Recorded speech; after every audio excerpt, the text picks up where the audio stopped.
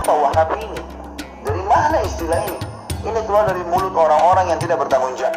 Yang dianggap Wahabi orangnya berjenggot yang akan sunnah Nabi. Kalau sholat ke masjid, istrinya pakai tutup aurat. Jadi rumahnya jauh dari perbuatan dosa. Ini kelompok diolok-olok. Ini Wahabi ini suka tolak salawat, suka tolak zikir, suka tolak doa. Orang yang belajar di Madinah, di Masjid Nabawi, di Mekah, zikir kepada Allah. Bahkan mereka paling banyak zikirnya kepada Allah. Mereka paling banyak zikir, tapi zikirnya pakai adab, nggak teriak-teriak, gitu kan? Nggak karang-karang. Apa yang Nabi SAW ajarin itu yang disebutin. Adab sama Allah, subhanallah, subhanallah. Dilakukan, bukan tidak dilakukan. Tapi tidak harus alhamdulillah. Diberikan main-main, Allah hu. Oh ini benci sama doa. Siapa yang bilang benci doa, teman-teman sekalian? Antum gak dengar tuh bagaimana Syekh Sudes berdoa sampai hampir 1 jam kalau sholat kunut? Itu dikatakan tutup pentulannya Wahabi katanya. Baik, berdoa kunut 1 jam sampai orang semua pada menangis seluruh dunia, antum bilang itu Wahabi. Subhanallah, gak beralasan nih. Yang penting dari Saudi Wahabi, gitu kan? Saya sampai waktu mau berangkat ke Saudi, awal saya mau belajar tahun 90, teman-teman ayah saya sempat titip pesan dari kota Makassar, Khalid, nanti kamu ke Saudi, ambil ilmunya tapi jangan jadi Wahabi. Baik, saya berangkat 6 bulan pertama, teman-teman sekalian, semua guru yang masuk saya ketakutan lihat. Ini Wahabi. Apa ini Wahabi? Mau yang menakutkan ini. Karena wanti-wanti begitu.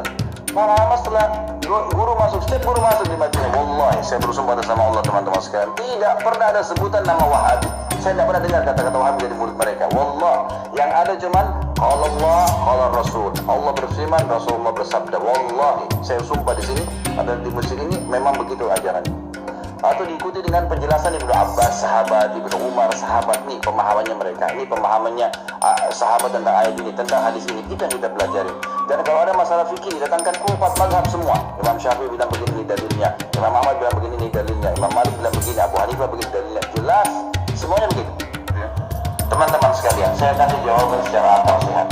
Rasulullah SAW lahir di mana? Di Mekah. Ya, 13 tahun fase turunnya ayat-ayat Makkiyah di mana? Di Mekah. Baik, setelah itu Nabi SAW hijrah ke Madinah. Berapa tahun Nabi di Madinah? 10 tahun. Sampai meninggal kan? Kuburannya ada di sana. Demi Allah, Mekah sama Madinah markas Islam. Ada orang mengatakan itu markas Wahabi, markas ini tempat Nabi lahir dan mati. Itu isinya. Itulah yang mereka bilang Wahabi. Ini kemudian agama, teman-teman sekalian. Dan kalau anda tidak pertahankan kemudian agama, lalu siapa yang mau pertahankan? Ini aneh sekali gitu. Ini luar biasa, harus diluruskan. Mudah-mudahan Allah berikan hidayah ya. Banyak orang Islam yang tidak paham, ya. Dia bukunya masih panjang, sholatnya masih Senin Kamis, ikut-ikutan Wahabi juga. Bukannya belajar, bukannya nanya, malah ikut-ikutan. Ini fitnah di tengah-tengah kaum muslimin. Kata Nabi SAW, Yahudi terpecah jadi 1 golongan, Nasrani 72 umatku 73, semuanya di neraka. Masuk mampir neraka dulu, nanti masuk surga iya. Kecuali 1, gak pakai lewat neraka masuk surga. Kata para sahabat sudah tanya, siapa itu ya Rasulullah? Apa kata Nabi? Yang berpegang pada sunnahku dan sahabatku. Teman-teman sekalian, berhenti dalam masalah istilah-istilah seperti ini bahaya, memperpecah-pecah.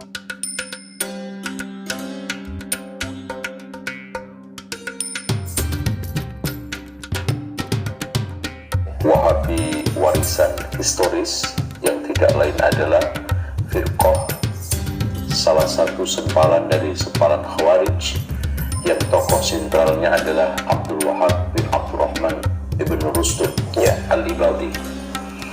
Kemudian yang kedua, Wahabi warisan imperialis. Inilah yang dituduhkan kepada Syekh Muhammad ibn Abdul Wahab. Kenapa beliau dituduh padahal namanya tidak Abdul? Karena beliau mendakwahkan tauhid, mengajak kembali kepada Al-Quran dan Sunnah. Kalau kita ingin gagas dengan akal sehat, istilah Wahabi ini murni tuduhan dari kaum imperialisme untuk menjatuhkan dakwah Syekh Muhammad ibn Abdul Wahab. Bahkan siapa saja yang ingin mengajak kepada kemurnian tauhid, ingin mengajak kembali kepada Al-Quran dan Sunnah.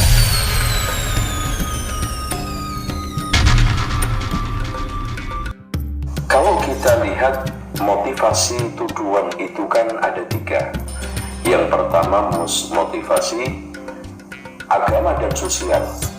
Berarti di sini adalah tokoh-tokoh darwis, tokoh-tokoh klenik, tokoh-tokoh yang memang mereka tidak mau diganggu singgasana tradisinya. Karena pasti mereka nanti akan rugi, popularitasnya hilang, ya, kedudukannya hilang, bahkan setoran materinya juga hilang. Nah, yang kedua adalah motivasi politik dan kekuasaannya. Nah, yang ketiga motivasi imperialisme, yaitu penjajahan. Karena setelah kita lihat di dalam peta sejarah, yang mampu melawan penjajah Belanda di seluruh dunia itu mereka-mereka yang terpengaruh dengan Bataja. Sanusi yang ada di Afrika, bagaimana Italia dan juga Prancis ucar-kacir kedodoran menghadapi reformasi mereka. Begitu juga di Libya, bagaimana Italia juga kedodoran. Dan kita lihat juga Inggris di India, bagaimana Inggris kedodoran. Di Indonesia juga Belanda kedodoran menghadapi Imam Bonjol bersama Haji Beubang, Haji Miskin, dan Subani yang mengubarkan jihad. Mereka ini terpengaruh dengan dakwah ini, sehingga mereka melemparkan isu ini untuk memecah belah umat, supaya dukungan kepada mujahidin ini untuk mengusir penjajah itu berkurang. Maka mereka menggunakan politik belah bambu, satunya diangkat, satunya diinjek, yang sering kita kenal divide et impera, dan nampaknya juga manjur. Yang mereka tidak akan pernah ada sejarah jihad yang akhirnya mereka itu menang. Tujuan mereka yang paling utama dan pertama sebetulnya adalah ada tujuan direct, instan, yaitu tadi saya katakan yang budaya keagamaannya tidak mau terganggu, prakteknya politik kekuasaan tidak mau terganggu, kekuasaannya goyang, imperialis, wilayah-wilayahnya tetap eksis. Tujuan secara implisit dan ini yang besar adalah ingin membumi hanguskan Islam. Itu ya, Ustaz. Akhirnya siap ingin menggeser dan menggusur pengaruh Al-Quran dan Sunnah di tengah umat Islam. Kenapa? Karena akhirnya siapa saja yang menabuh genderang dakwah tauhid dan anti syirik dituduh Wahabi. Siapa saja yang sekarang ini dakwah menegakkan bendera Sunnah anti bid'ah dituduh Wahabi. Siapa saja yang tegas dan tegar di dalam amar ma'ruf nahi mungkar dituduh Wahabi. Siapa saja yang sekarang mengajak kembali kepada Al-Quran dan Sunnah menurut pemahaman satu ummah dituduh Wahabi. Bahkan organisasi-organisasi Islam di Indonesia juga kesasar tuduhan itu. Ya betul itu. Karena semata-mata mengajak kepada Al-Quran dan Sunnah. Apa sekarang saya tanya, organisasi A yang dituduh Wahabi pernah nggak ketemu Syekh Muhammad bin Abdul Wahab? Nggak pernah. Organisasi B pernah nggak bersinggungan dengan murid-muridnya Syekh Muhammad bin Abdul Wahab? Enggak. Karena adanya kemiripan langsung ditembak Wahabi. Ini ada pemiu yang disederhanakan supaya orang-orang awam ini juga mudah diajak untuk memusuhi Wahabi. Ya, supaya itu sederhana diciptakan pola pikir yang diciptakan satu simbol-simbol, satu kriteria yang sederhana, gampang mereka hafal. Betul. Kalau ingin tahu ciri-ciri Wahabi, lihat aja lakinya, baduknya belang, jenggotnya panjang, kadoknya cingkrang. Betul, itu aja. Pasti Wahabi. Cepat langsung kan masyarakat yang awam ini, wah itu Wahabi cepat ya. Kalau sekarang diberikan kriteria yang agak aneh, disuruh baca kitab ini nggak bakal orang awam. Nah nanti perempuannya cadaran atau jilbabnya panjang, itu Wahabi. Wahabi ini sudah terstigma buruk dan sudah memiliki justice yang negatif, sehingga sangat bagus sekali, simple untuk menghantam lawan-lawan dakwah mereka. Sekarang kalau orang disuruh untuk tidak ngaji ke Ustadz Fulan, untuk menjelaskan kenapa susah. Iya, iya. Tapi jangan ngaji ke dia. Kenapa Pak? Wahabi. Selesai. Simple banget, simple, padat, singkat, mudah. Nah, kadang-kadang agak sedikit mereka itu memaparkan satu paparan yang nampak ilmiah, tetapi semuanya mengandung kedustaan kalau tidak adalah syubhat. Bahwa mereka menuduh mau menggeser, menggusur, menghancurkan makam Rasulullah. Mereka menggantikan makamnya rumahnya Abu Thalib dengan kandang keledai. Rumahnya Khadijah digunakan untuk WC, kan gitu. Ini hanya kuliran tuduhan saja, ya. Tuduhan juga ciri-ciri Wahabi itu tidak mau qiyas, tidak mau ulama, menolak anti madhab semuanya. Anti madhab, ya, tidak mau sholawat. Ini tuduhan, ya. Bahkan Syekh Muhammad juga. Ini semuanya adalah stigma negatif untuk menyerang, memukul yang isinya semuanya kedustaan. Dan ini juga muncul dari internal ada, eksternal juga ada. Yang tadi kaum darwish, munafikun, yang mereka takut singgasana dakwahnya hancur dan tradisinya terserang. Inilah ya sehingga memunculkan isu-isu tersebut. Betul. Biasanya siapapun yang anti ziarah Wali Songo pasti dituduh Wahabi. Satu. Siapa saja yang mengkritik berjanji, mengkritik tiba, pasti dituduh Wahabi. Siapa yang sekarang ini mengkritik manaqib, pasti dituduh Wahabi. Siapa yang mengkritik sholawat nariyah, sholawat badar, pasti dituduh Wahabi. Siapa saja yang sekarang ini menyerang praktek-praktek mereka, ya, yang bid'ah menurut kacamata syariah, dari mulai Maulud Nabi, Isra Mi'raj, Nuzulul Quran, bahkan ruwatan mitoni 7 bulanan, pasti dituduh Wahabi. Semua mereka yang mengamalkan bertentangan dengan Alkitab wa Sunnah ini kita luruskan, pasti dituduh anti budaya, anti tradisi, itu Wahabi. Intinya secara kriteria sederhananya juga, ya. Kemudian yang ketiganya melarang merokok.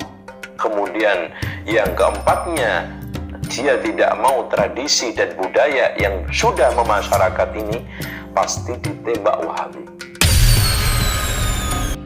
Yang paling berkompeten pertama, kelompok-kelompok tokoh-tokoh yang takut kehilangan tadi lapak-lapak kehidupan agamanya, sehingga dia membuat suatu berita yang jungkir balik, yang mendakwahkan tauhid diplesetkan menjadi suatu plesetan yang negatif, mengembalikan orang kepada Alkitab wa Sunnah diplesetkan menjadi suatu plesetan negatif, keras, ya, radikal, ya, main kekerasan, macamnya kelompok orang-orang, tokoh-tokoh yang takut kehilangan kekuasaannya dan takut kehilangan redup pengaruh politiknya.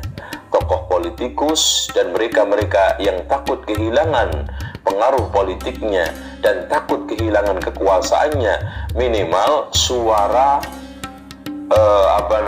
perolehan entah itu secara nasional maupun daerah berkurang.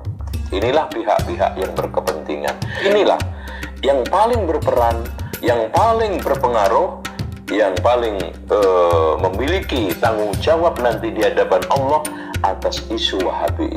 Kemudian dibakar, nah ini dikasih bensin bahan bakar oleh orang-orang Barat. Itu dari kalangan orientalisme, imperialisme. Makanya Wahabi ini saya bisa katakan adalah anak haram hasil perselingkuhan 3 orang. Imperialisme, orientalisme dengan pihak-pihak darwis yang ada di kalangan Islam tadi. Ini selingkuh, hasilnya haram ini anaknya.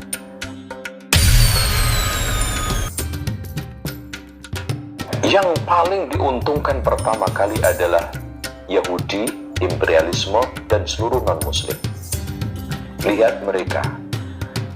Pernahkah lisan mereka, tangan mereka mengganggu, menyakiti Yahudi dan Nasrani? Tapi siang malam mulutnya, tangannya tidak lepas menyerang kita, ngomongin kita, menuduh kita. Ini sudah hal yang aneh.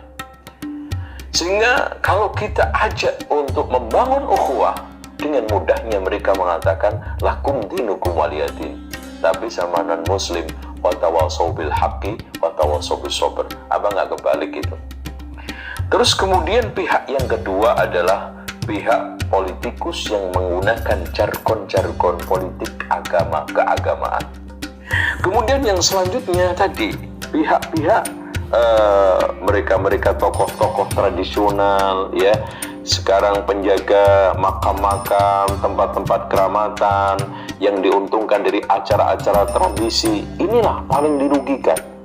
Coba satu kuburan itu per hari umpamanya 500.000. Dan ini kalau seandainya mereka sudah tidak ada yang ziarah, itu satu orang itu bisa ngasih berapa? Satu kuburan itu ada yang 15.000 pengunjungnya, ada yang 20.000, bahkan ada yang lebih daripada itu. Bahkan memecahkan rekor, ada salah satu kuburan dalam seharinya 45.000. Taruhlah ninggalin 5.000 berapa? Di sini